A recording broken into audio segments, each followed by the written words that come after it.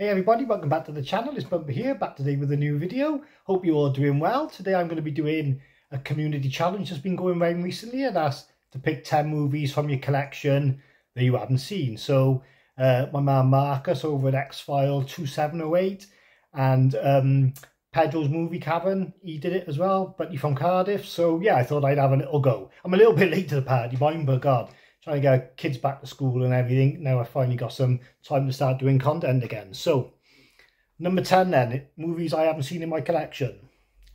The Vigil. Okay, so when this came out when the slow burns were popular a few years ago, and they come with all the usual, you know, blessings, like produced by Blumhouse, director of Halloween, or producer, sorry, of Halloween and Insidious.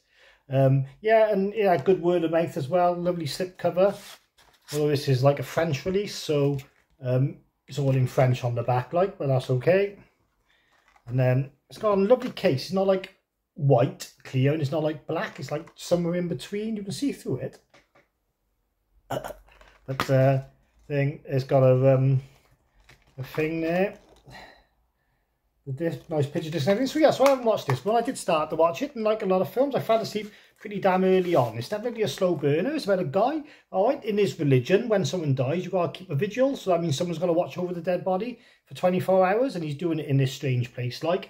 And yeah, things start to go bump in the night. So I do want to watch this one. I look forward to getting around to it. The more I think about it, I might not watch it, because I think even though it was a French release and it said it had English audio, I think it had hard-coded French subtitles. So even though the English was in audio, you couldn't do anything about the French subtitles on the screen. I think maybe it put me off. But I have to go back and check it just to be sure. Otherwise, I'll do a bootleg on my computer and just put it in the case. The Vigil. Alright, this is a CEX buy. It was a time when I was really liking Robert Pattinson. I think part of the reason was everyone was like sort of like bullying him when he first got announced as Batman, and everyone's like, oh, you'll be hopeless. He's from Twilight. And I was like, well, no, he's a really good actor. And this is one of his films anyway, The Rover. This is supposed to be pretty decent. It's got Guy Pearce in as well, one of the more famous Australian actors who made the jump from the soaps that we all used to watch as kids, like Neighbours and Home and Away, to Hollywood. And yeah, so this is okay. I think this is like a apocalyptic movie, end of the world, sort of living out in the desert. I wouldn't want to say Mad Max, I don't think it's quite that crazy, but yeah, 10 years after a Western economic collapse, they're drifters. So yeah, The Rover, I haven't seen that, so I'll get around to that sometime.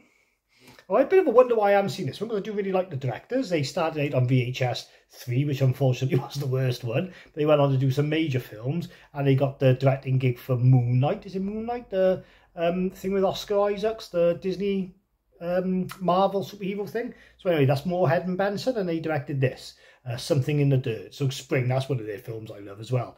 So yeah, Something in the Dirt. I don't really know what it's about, but typical to this style, it would be a slow burn, slightly arty, but not too much. More like sci-fi arty, like, you know, boggle your mind with bloody science. But yeah, so we'll get a lovely slipcover, $12.99 from HMV a while ago. Bit of a ripped case there. I don't know why I did there. Must have tried to take the maybe there's plastic undercover. I tried to take it off and rip the thing. I've done that loads of times. So yes, it was a nice addition, nice picture disc in there. But another movie I just never got around to. When you're getting so much stuff in, you know, some things get forgotten about. That's why I can't wait to get a new shelving system where my films are single file instead of bloody 3 deep and all stacked on top. But yeah, so Something in the Dirt. Get around to that one day. This is another CEX buy, another film I heard loads about. Being a father, not sure I'm going to watch it these days, although my kids are alright. We need to talk about Kevin. So this is like a slow burn, family dynamic breakdown type movie where I think in the end the kid goes and shoots his school up. I don't know if it's based on a true story or just, you know, loosely uses modern day real life situations for his story. Based on the million-selling Orange Prize winning novel. It's directed by Lynn Ramsey, so she's a pretty good director. That was one of the reasons why I wanted to watch it. And I heard Ezra Miller's pretty damn creepy in this as well. So yeah, something about maybe I was going to say that. We need to talk about Kevin, another one I haven't seen, but I do want to get around to. All right, so this one's directed by Bong Joon-ho.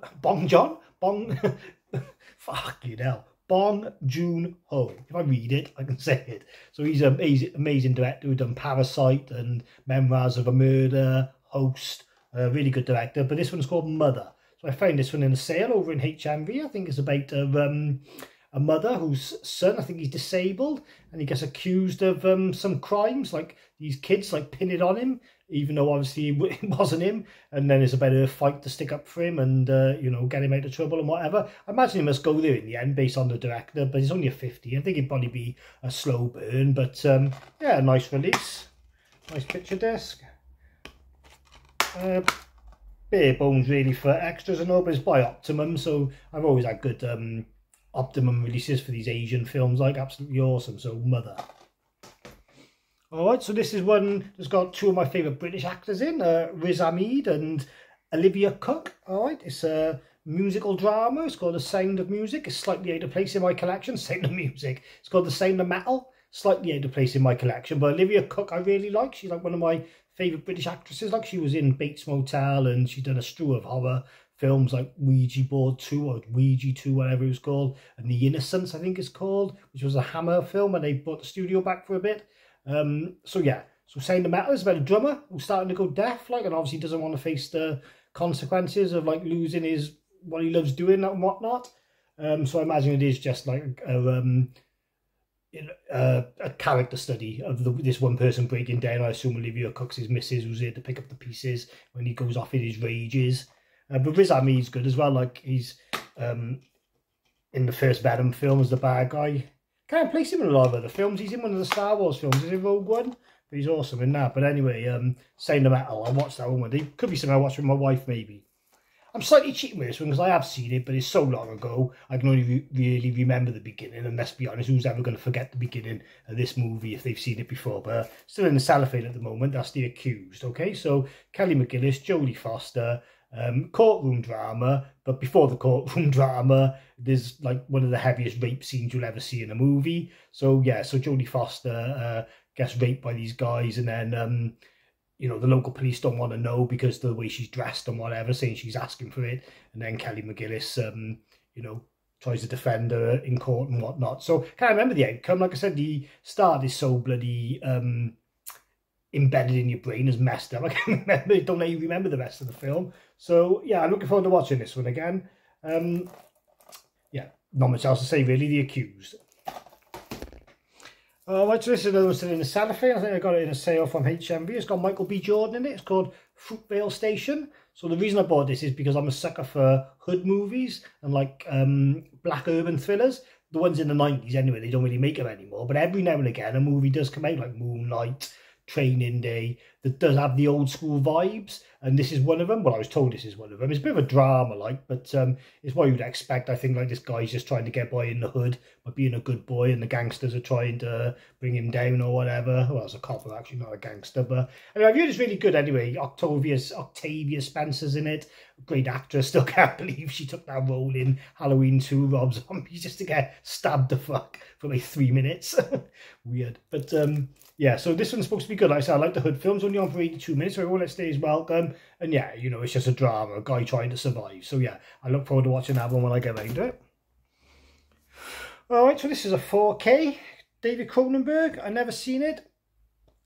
The Crimes of the Future. So I know Second Sight did this, but I'd already bought this release from Germany a long time ago. I think it's Germany. It could be French. Actually, it's French.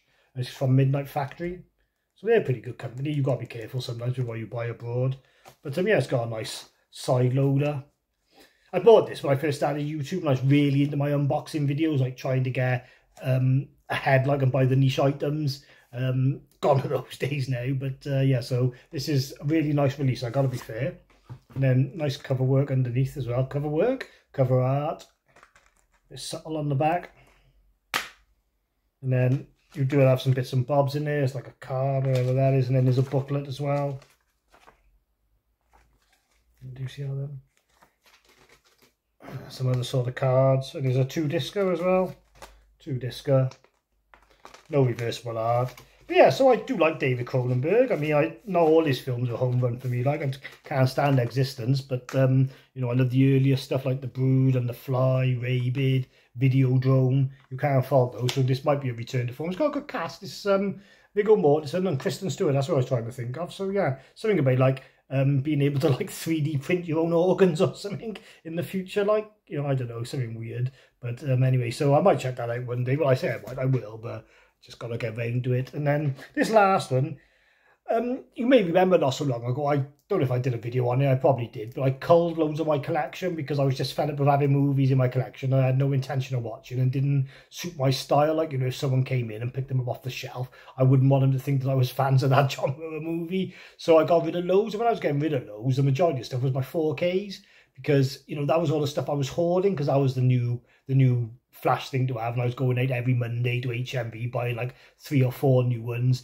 And they were just stacking up and stacking up. So a lot of the Blu-rays I didn't get rid of because they were more curated over the years. And obviously my media books and my boutique stuff, I'm not going to get rid of any of that. So yeah, I got rid of a lot of 4Ks. It didn't really suit my tastes. But anyway, I kept this one because I like man versus the element movies. I like creature features. I like animals run amok movies. So this ticks all the boxes. Wicked cast as well. In the Heart of the Sea. Problem is, I heard 1 or 2 people say it wasn't very good, and then as soon as I hear that, my motivation goes shoot straight down. But it's got a wicked cast: Chris Hemsworth, Ben Walker, Cillian Murphy, Tom Holland, Ben Whishaw, someone else behind the thing. Maybe if I just push this up actually. Oh, and Brendan Gleeson. What an actor! Say the best to last there.